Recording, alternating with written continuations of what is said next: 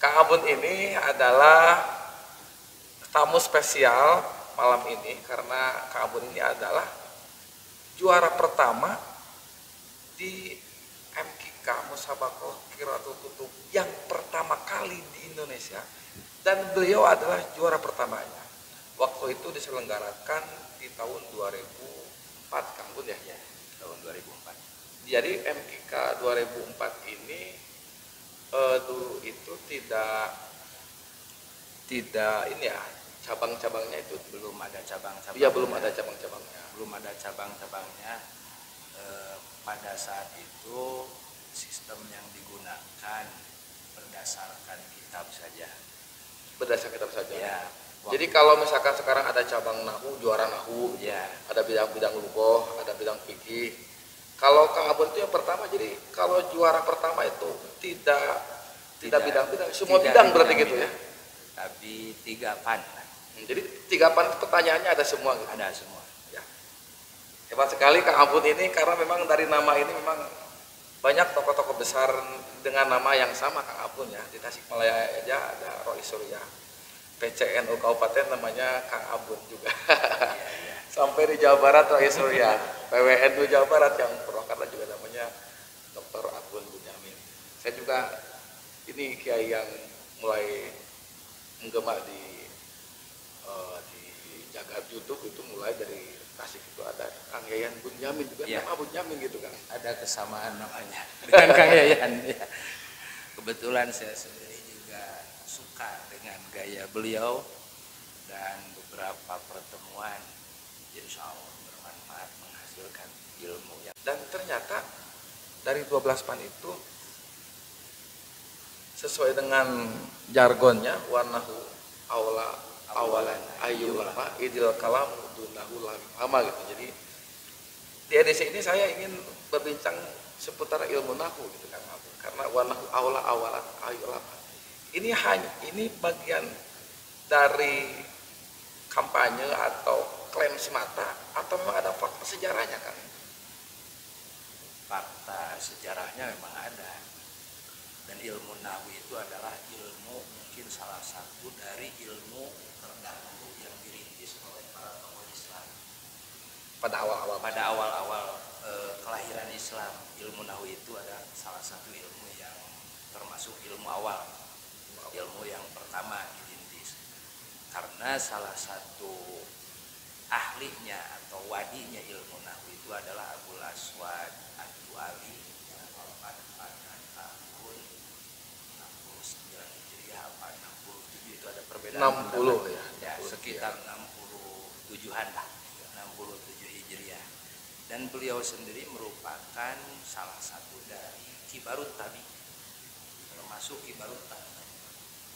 Beliau sempat bertemu dengan Khalifah Umar bin Khattab, Utsman bin Affan, dan paling dekat dengan Sayyidina Ali bin Abi Thalib. Bahkan secara politis adalah beliau sangat fanatik terhadap Ali. Di kubu Sayyidina Ali. Kalau tidak salah pernah menjabat sebagai Qadi Basrah. Abul Aswad Ad-Du'ali. Karena sebagian saat itu bilangnya Abul Aswad Ad-Dauli. Ya. Itu gimana Pak itu? Ad-Du'ali itu adalah nama kabilah yang beliau dinisbatkan. Kabilah yang memang dikenal di kalangan bangsa Arab, salah satunya adalah kabilah Du'il. Jadi kalau wajahnya itu kunyil, bukan Du'ali itu, kunyil. Kan sama ya diketahui dalam bab nisbat itu.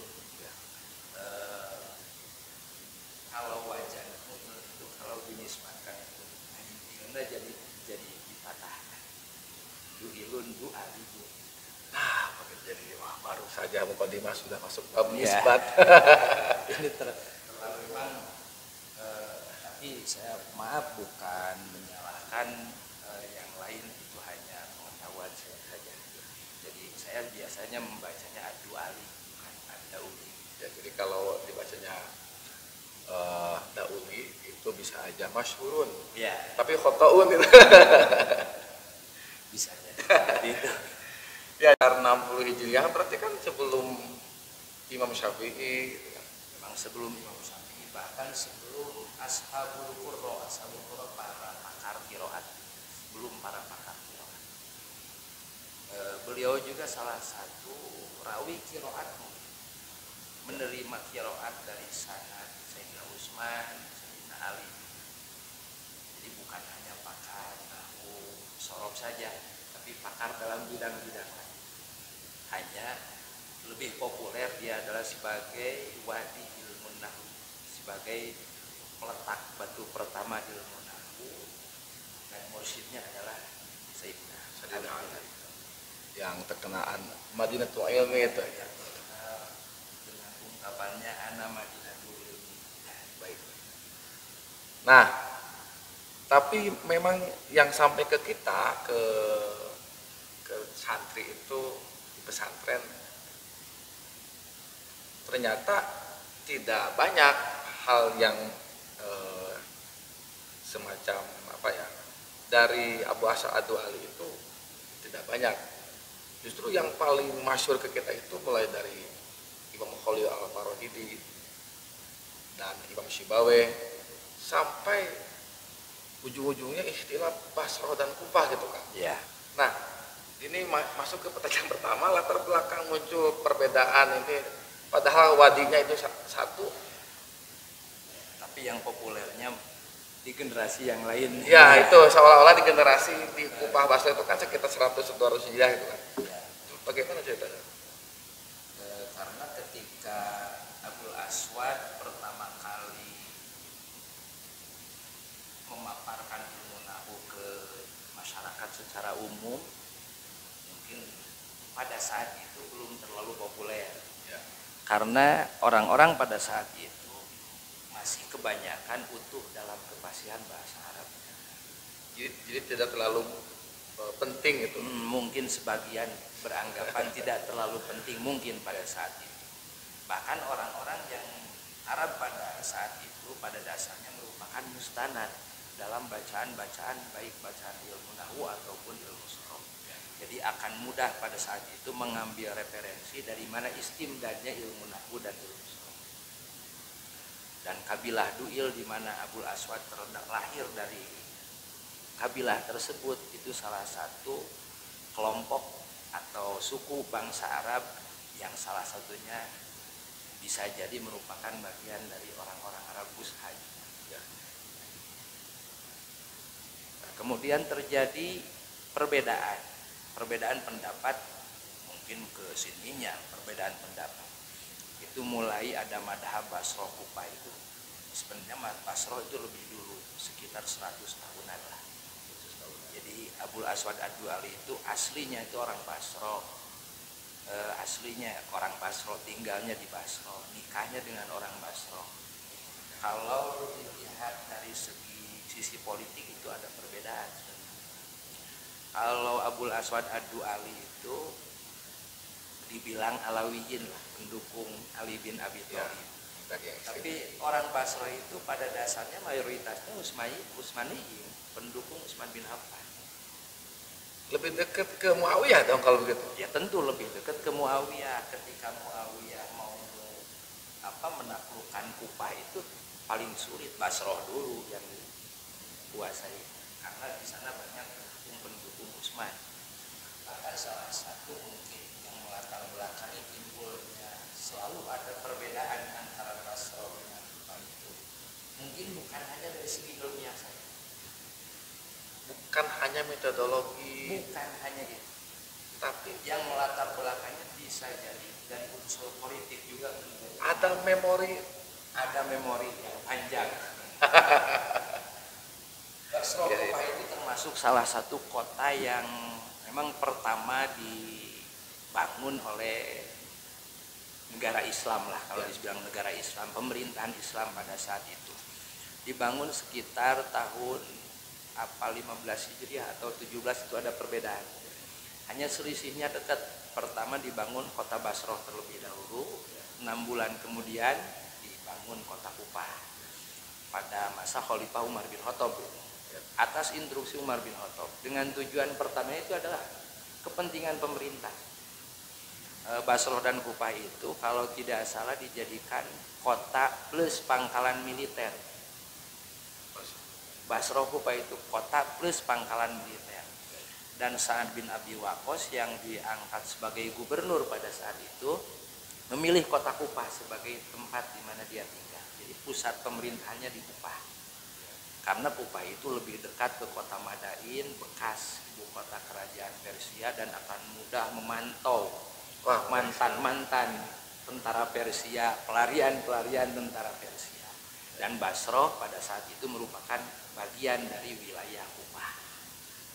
Wah, ini kalau udah masuk politik panjang, Pak. Betul, panjang. Saya nanti diomelin sama kru nih. Nah, nanti ini setelah berkembang ketika terjadi fitnah. Ya, benar. Ketika terjadi fitnah di masa 6 tahun terakhir Khalifah Utsman bin Affan. Ya.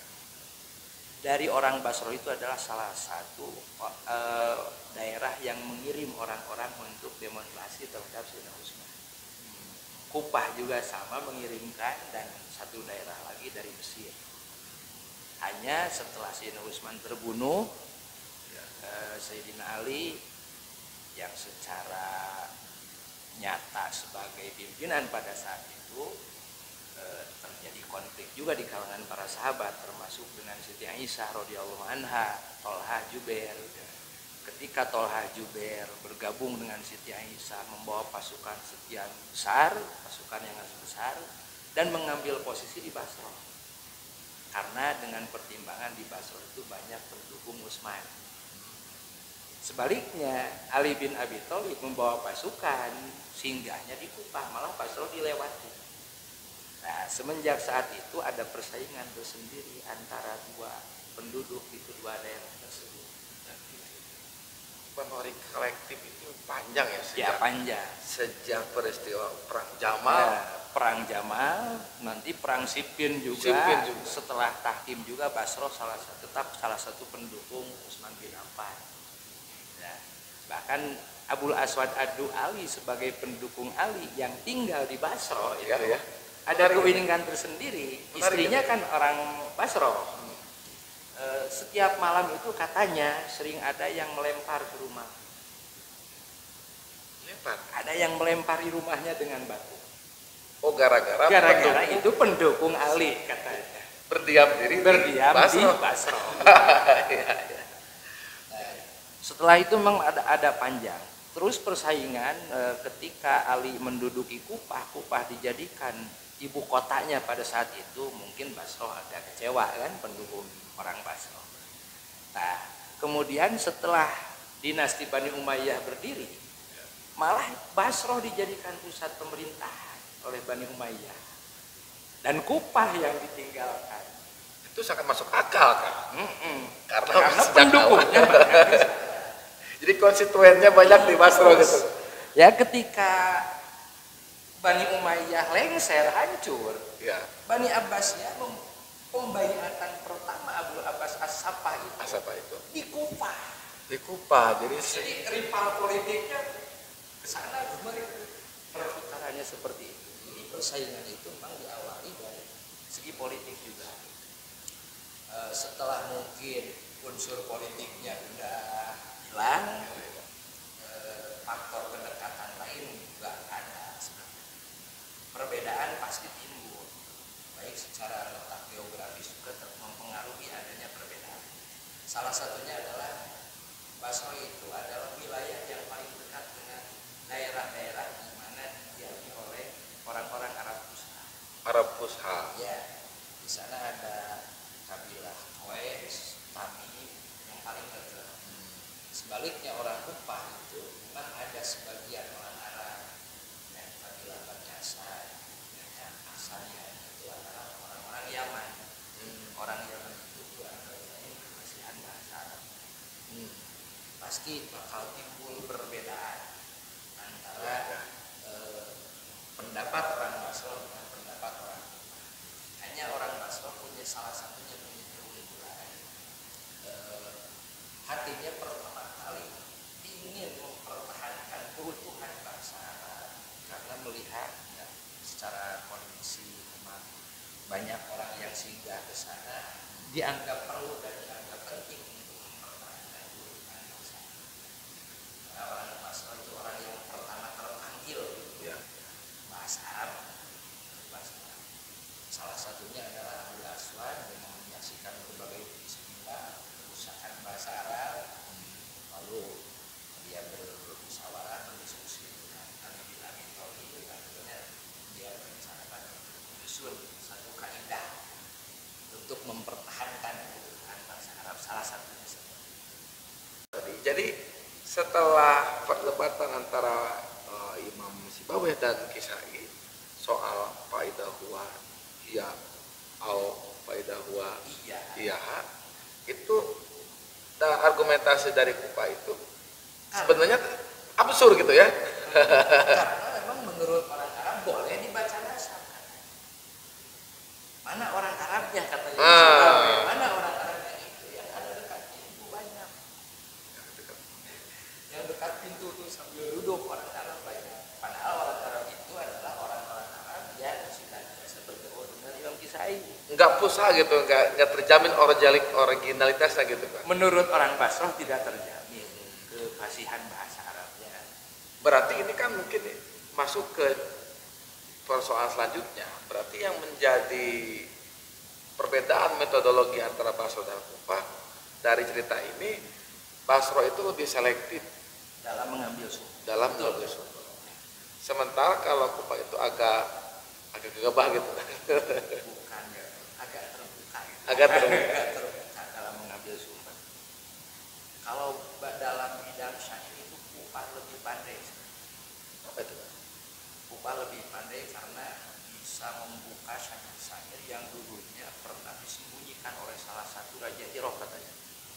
Jadi ketika orang Basra muncul dengan nahwunya, orang-orang Kufa itu baru membuka syair-syair peninggalan Nu'man bin Mundir katanya. Agak jauh kan? Agak jauh. Asing dengarnya. Nu'man bin Mundir itu salah satu emirat kalau sekarang. Salah satu raja yang diangkat oleh kerajaan Romawi untuk memantau Jazirah Arab katanya, untuk memantau Jazirah Arab. Dan pada masa itu memang syair di Irak yang banyak, cuma Nu'man bin Mundir karena mungkin dari syair itu ada efek negatifnya, akhirnya ditarik dan disembunyikan syair-syair itu. Nah setelah ulama Basra muncul dengan nahwu sorofnya, ulama Kufa berusaha menyaingi dan memperbanyak sumber, menggali syair-syair yang bagus. Makanya ada salah satu ulama yang mengatakan orang Kufa itu lebih pandai daripada orang Basra. Orang Basra itu lebih teliti dalam sumber. Dalam sumbernya itu lebih. Tapi kita sepakati dulu sumber pertama tentang baik Basra maupun Kufa. Sumber pertamanya adalah Al-Quran. Istimdad itu. Istimdad itu Al-Quran. Al-hadu wal madu'u sumasakro. Wal hadu wa nisb wa fadu wa nisbat wal ismul istimdad. Istimdad itu pasti Al-Quran. Pasti Al-Quran. Kalau hadis? Kalau hadis itu Imam Sibawayh sendiri tidak menggunakan hadis sebagai istimdad, sebagai mustanadnya. Karena mungkin pada saat itu hadis banyak yang maudhu, mungkin seperti itu. Memang lagi banyak-banyaknya hadis maudhu, jadi belum terkodifikasi, belum bisa diteliti secara utuh. Belum masuk ke abad kejayaan ahli hadis itu. Belum, pada saat itu belum. Makanya Imam Sibawayh jarang sekali menggunakan dalil berdasarkan hadis, kalaupun ada harus hadis mutawatir labdon wa makna. Baru bisa. Karena yang mutawatir bisa jadi hanya makna. Karena ada mutawatir makna juga kan. Jadi mutawatirnya harus labdon wa makna. Padahal Imam Khalil sendiri itu adalah salah satu rawi hadis yang sikoh. Imam Khalil juga. Imam Sibawayh juga latar belakang mempelajari nahwu itu kan tadinya mau mempelajari hadis ya. Di gurunya yang bernama Hamad bin Salma itu ketika beliau mengatakan Laisa Abu Darda itu bahasa kurang aneh juga kan. Imam Sibawayh itu Imam Sibawayh pertama kali belajar nahwu itu karena beliau disalahkan ketika membaca Laisa Abu Darda oleh guru. Terus gimana? Seharusnya laisa abadarda, karena laisa itu istisna. Oh laisa itu istisna. Laisa itu ada wastas Man masih laisa wakola kan. Hmm. Imam Sibawi yang mengucapkannya Abu Darda oleh gurunya disalahkan oleh Syekh Ahmad bin Salman. Oleh sahabat Seharusnya laisa abadarda. Lain ya Sibawi anta engkau salah. Kata beliau salah satunya la'at lubanna ilman la yulhinuni biha ahad. Saya akan mencari ilmu, salah satu pun tidak akan ada yang bisa menyalahkan saya, katanya. Setelah itu dia istigor, terpaku dengan ilmu nahu. Malah karena hak nahu gitu. Malah karena Ya, menarik Kang. Kita dibatasi dengan waktu dan masih banyak pertanyaan. Ya, kita berpanjang lagi di edisi selanjutnya. Ya. Masuk ke pertanyaan selanjutnya ini. Ya, ini kan keunggulan masing-masing madhab. Ya. Kira-kira gitu. Kalau keunggulan masing-masing madhab dalam berbagai sumber juga banyak sebenarnya. Dalam kitab Nasyatun Nahwi saya juga pernah baca sedikit, tidak terlalu banyak kalau baca. Salah halamannya banyak. Salah satunya masing-masing juga punya keunggulan. Dan mungkin walaupun madhab Kufah mungkin sampai kita jarang lah yang sampai, tapi metodenya mungkin juga digunakan. Ini kan sebenarnya pertanyaan ini ditanyakan karena pada faktanya di pesantren di Indonesia ini yang kadang Basro juga kadang Kufah juga. Ini Betul. yang seperti Asul Wahid aja katanya itu kan yang di Sorop.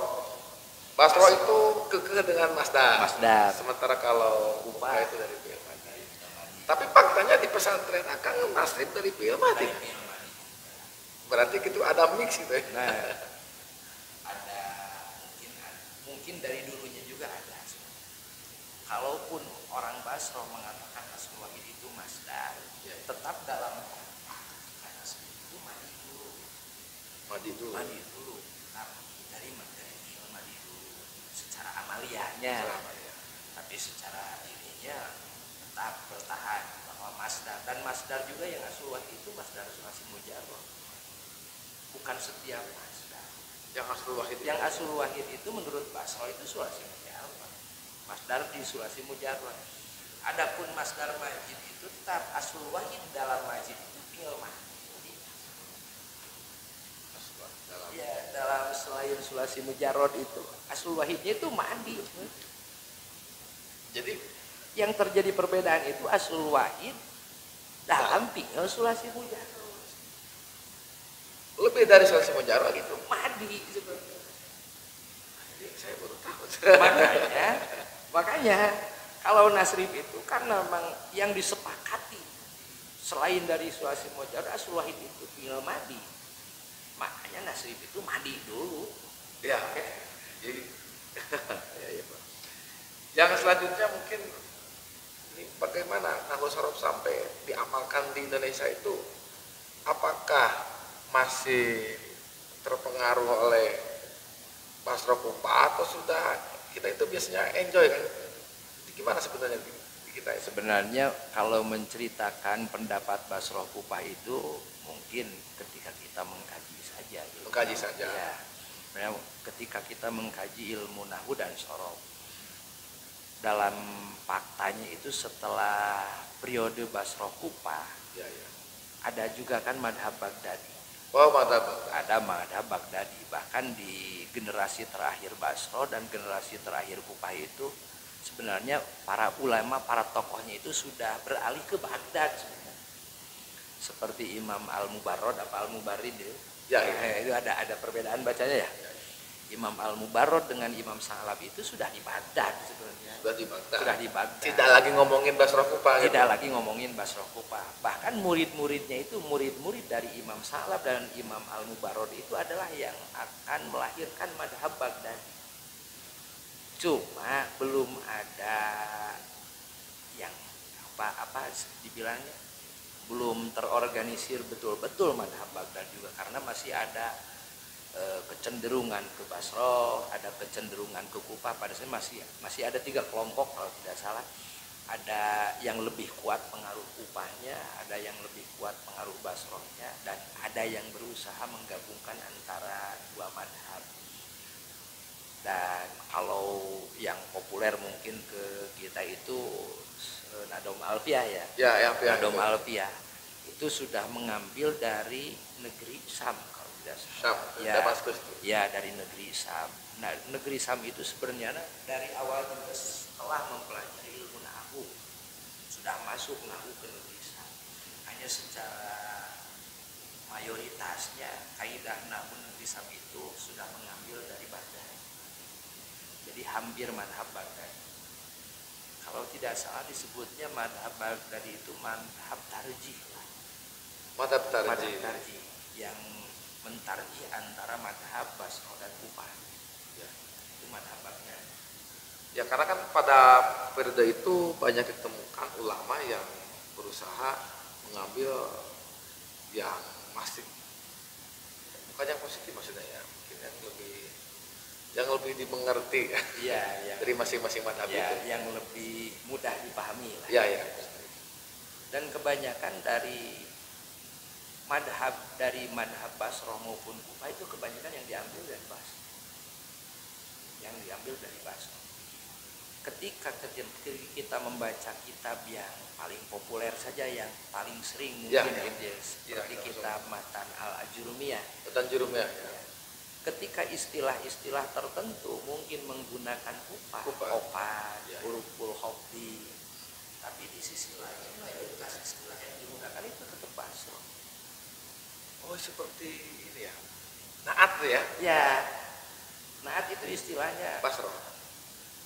kalau tidak salah ya Basroh. Ya kalau Kufah itu sifat. Ya. Berarti Ibnu Ajurumi ini dalam Jurumiyah itu mix ya, dua-duanya ada. Ya. Di satu sisi dia mengambil istilah Opad alias ke Kufah, Di sisi lain dia mengambil istilah Basroh. Jadi sebenarnya setelah era Basroh Kufah itu sebenarnya nahwu itu pada dasarnya dibilang talpek juga tidak boleh kan? Tidak boleh. Kebanyakan para ulama itu menggabungkan dari keduanya. Dari sini ada yang diambil, dari sini ada yang diambil. Cuma yang paling populer istilah ke kita itu istilah-istilah yang populer di kalangan madhab Basroh, seperti istilah dorob itu kan Basroh. Kalau orang Kufah itu menyebutnya mahal.